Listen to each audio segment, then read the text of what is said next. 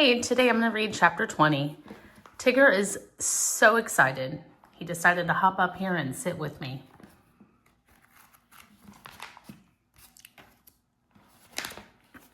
The last thing Beauchamp said to him was, "Don't forget now, this is our business deal. It don't concern nobody else. You take that bag of meat and hide it somewhere, and I'll bring you more meat tomorrow. In the meantime, you keep your mouth shut." At 3 o'clock, the school bus pulled up, belching and gasping and sighing. Norton and Billy Threemonger started pelting Rob with date palms before the bus even came to a complete stop.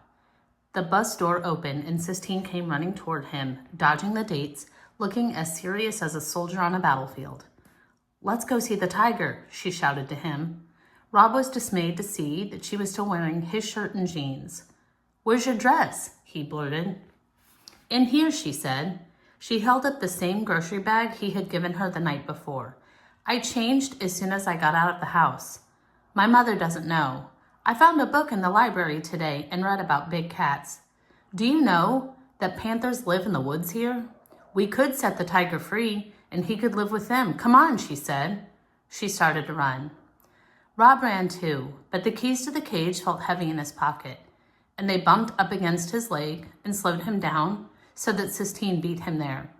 When he arrived, she was standing pressed against the fence, her fingers wrapped in a chain link. "Tigers are endangered species, you know," she said. "It's up to us to save him." "Watch out he don't attack you," Rob said.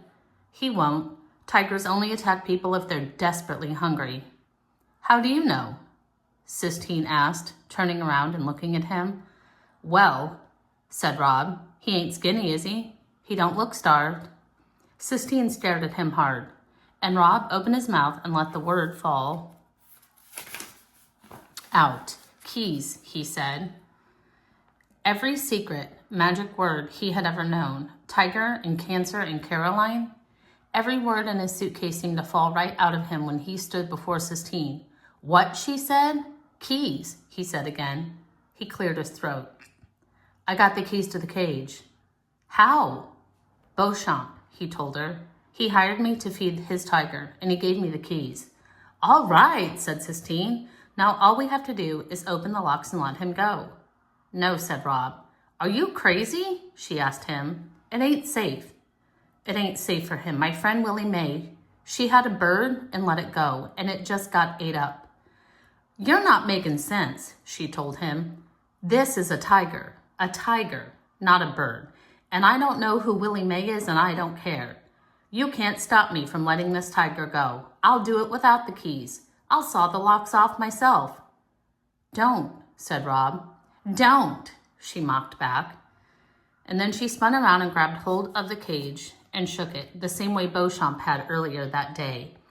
"I hate this place," she said. "I can't wait for my dad to come and get me. When he gets here, I'm going to make him come out here and set this tiger free. That's the first thing we'll do." She shook the cage harder. "I'll get you out of here," she said to the pacing tiger. "I promise." She rattled the cage as if she were the one who was locked up. The tiger paced back and forth without stopping. "Don't," said Rob.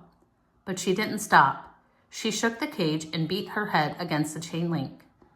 And then he heard her gasp. He was afraid that maybe she was choking. He went and stood next to her. And he saw that she was crying. Crying. Sistine. He stood beside her, terrified and amazed. When his mother was alive, when he still cared about things, she had been the one who comforted him. She would cup her hand around the back of his neck and say to him, "You go on and cry. I got you. I got good hold of you." Before Rob could think whether it was right or whether it was wrong, he reached out and put his palm on Sistine's neck. He could feel her pulse, beating in time with the tiger's pacing. He whispered to her the same words his mother had whispered to him. "I got you," he told her. "I got hold of you."